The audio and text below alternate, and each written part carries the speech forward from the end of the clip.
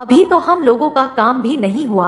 यह कहते हुए पापा ने मुझे पकड़ लिया। तभी मुझे पता चला कि पापा ने शराब पी हुई थी।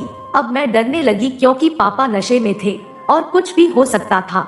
मैं उनका विरोध करना चाहती थी, लेकिन नशे में होने के कारण मैं बोल नहीं सकी और उन्होंने मुझे पूरी तरह से पकड़ लिया। तभी पापा ने कहा, क्या बात है मेरी सविता रानी, तुम तो 10 मिनट के बाद मेरा विरोध करने लगती थी, पर आज तो पूरा साथ दे रही हो। दोस्तों, मेरा नाम सोनिया है और मैं झारखंड के रांची जिले में रहती हूँ। मेरी उम्र 21 वर्ष है और मैं अभी भी एक ही पढ़ाई कर रही हूँ। हमारे घर में कुल 4 लोग रहते हैं, मेरे मम्मी पापा, मैं और मेरा छोटा भाई जिसकी उम्र अभी 10 साल है। मैं अपने बारे में आपको बता दूं कि मेरी हाइट 5 फीट 2 इंच है।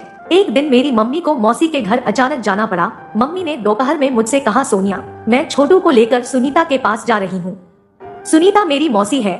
मम्मी ने देखा कि पापा का फोन व्यस्त आ रहा था तो उन्होंने कहा, हो सकता है अभी किसी काम में बिजी होंगे तुम्हारे पापा, तुम उन्हें बता देना। इतना बोलकर और छोटू को लेकर वो चली गई। मेरे पापा, जो कि लेडीज के श्रृंगार का सामान और कपड़े बेचते हैं, शाम को दुकान से घर आए। मैं उनको बताने ही जा रही थी कि तब तक शर्मा अंकल का फोन आ गया और उन्होंने पापा को बाहर बुला लिया और वे लोग टहलने के लिए चले गए। मैंने सोचा कोई बात नहीं, खाना बना लेती हूँ, पापा जब टहल के आएंगे तो उनके सारी बात बता दूंगी। लगभग 10 बज चुके थे, पापा अभी भी घर नहीं आए थे। मुझे डर लग रहा था, इसीलिए मैं खाना जाकर मम्मी के रूम में सो गई। मुझे पता ही नहीं चला कब मेरी आंख लग गई। जब मेरे पापा आए तो उन्होंने सोचा कि उनकी बीवी सो रही है, इसीलिए उन्होंने मुझे वहाँ से पकड़ लिया और बोले, सविता, तुम इतनी जल्दी सो कैसे सकती हो, अभी तो हम लोगों का काम भी नहीं हुआ। यह कहते हुए पापा ने मुझे पकड़ लिया। तभी मुझे पता चला कि पापा ने शराब पी हुई थी। अब मैं डरने लगी क्योंकि पापा नशे में थे और कुछ भी हो सकता था। मैं उनका विरोध करना चाहती थी, लेकिन नशे में होने के कारण मैं बोल नहीं सकी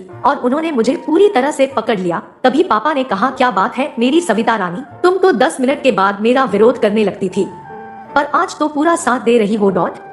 और फिर वो सब के बाद हम सो गए। लगभग 1 घंटे बाद मैं खाना खाने के लिए पापा को जगाने गई। थकने के कारण पापा सो गए और उन्होंने खाना खाने से मना कर दिया। जब सुबह हुई तो रात में जो हुआ उसके कारण मैं पूरी तरह से थक चुकी थी और मैं देर तक सोती ही रह गई। मेरे पापा जब मॉर्निंग वॉक से लौट कर आए तो वे मेरी मम्मी को खोजने लगे और फिर वे मेरे रूम में आ गए और बोले, सोनी बेटा, तेरी मम्मी कहाँ है, सुबह सुबह दिखाई नहीं दे रही। तो मैंने पापा से कहा, पापा, मम्मी तो कल दोपहर में ही मौसी के घर चली गई थी। पापा पूरी तरह चौंक गए और बोले, क्या बात कर रही हो। फिर रात को मैं किसके, ये बोलते हुए पापा मुझे देखने लगे। फिर मैं उठी और फ्रेश होने के लिए बाथरूम में जाने लगी, जिसके कारण पापा सब समझ गए। फिर पापा बोले, देखो सोनी बेटा, मुझे कुछ मालूम नहीं था और गलती तुम्हारी भी है, तुम्हें हमारे कमरे में नहीं जाना चाहिए था। अब मैं किचन में पापा के लिए चाय बनाने के लिए चली गई। तभी मम्मी का फोन आया। मम्मी ने कहा कि मौसी की तबीयत काफी बिगड़ चुकी है, इसीलिए उनको 2 दिन वहीं रुकना पड़ेगा। तभी मेरे पापा किचन में आए और बोले, सोनी बेटा, मैंने जो भी किया उसके लिए मुझे माफ कर दो, क्योंकि मैं जानकर ये सब नहीं किया था।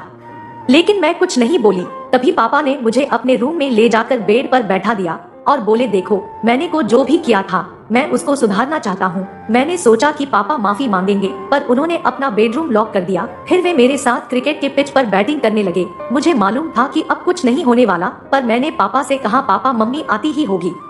पापा ने हंसते हुए जवाब दिया, देखो, अब प्रकृति ही चाहती है कि इस पिच पर ओपनिंग मैं ही करूं। मैं बोली, पापा, मैं कुछ समझी नहीं। पापा बोले, अरे पगली, तेरी मम्मी का कॉल आया था, बोल रही थी कि 2 दिन वहीं रुकेगी। मैंने मन ही मन सोचा कि अब 2 दिन तक में तो मेरी पिच खराब हो जाएगी। यह कहते ही पापा ने अगले पल सिक्सर मार दिया और लगभग मिनट तक बैटिंग की। और फिर वो सब के बाद मैंने खाना बनाया और हम लोगों ने खाना खाया। फिर पापा दुकान पर चले गए और बोले, शाम को तैयार रहना, मैं आज जल्दी ही आऊंगा और पिच को अच्छे से साफ कर लेना ताकि बैटिंग करने में अधिक आनंद आए। हाँ तो दोस्तों, ऐसे ही स्टोरी सुनने के लिए हमारे YouTube चैनल को सब्सक्राइब कीजिए। धन्यवाद।